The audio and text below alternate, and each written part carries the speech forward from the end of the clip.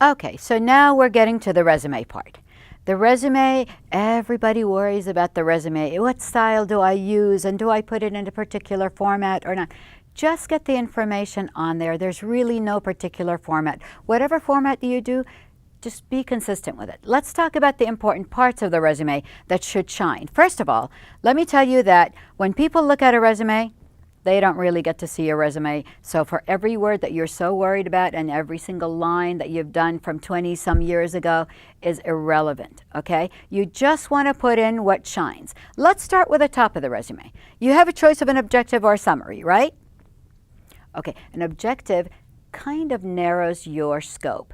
An objective says, I would like this particular position and in a firm that has growth. Okay, well, the firm doesn't have growth, then there's no position for you. If they don't have that exact title for you, well, then your resume is going to be thrown away. So that's not as good for you. But if you just summarize 3, 4 things that you do really well on top, then they can say, you know what, we don't have a job for him for this, but we can put him in that. Okay, so I would keep that as generic as can be. Your education, if it's been new, put it on top. If you have awards, put them on top. If your education is 20, 30 years old, no one's interested in that. Put it on the bottom, because now you're selling your work experience and not what you have as far as your skills. Now, every single line on there, you need to quantify and qualify. Let's talk about what that means. If I'm going to quantify, let's say I type 60 words a minute.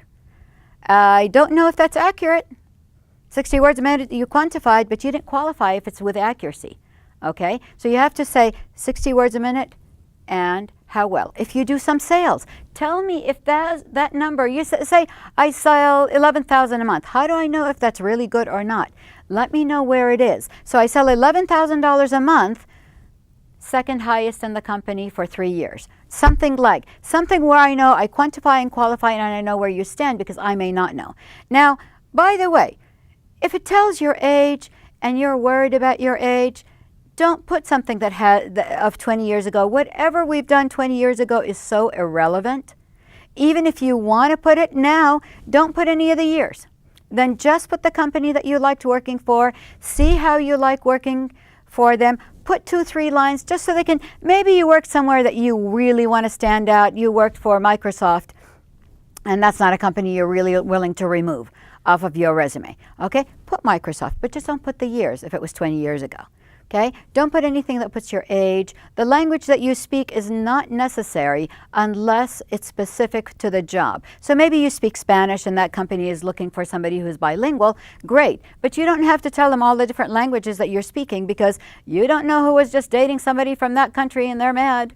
So don't open Pandora's box there for no reason. It does not qualify you anymore for the job. So remember, your resume is just a snapshot of how to sell yourself. It's like a commercial on television. They don't tell you the whole historical part of how they make a Coca-Cola can, do they? They don't tell you it's fizz and syrup, do they? You'd never buy it. They show you somebody at the beach who's running around in a bikini having a great time, and it's a big party. Is that truly the truth? Are you going to be skinny from the Coke? Maybe not.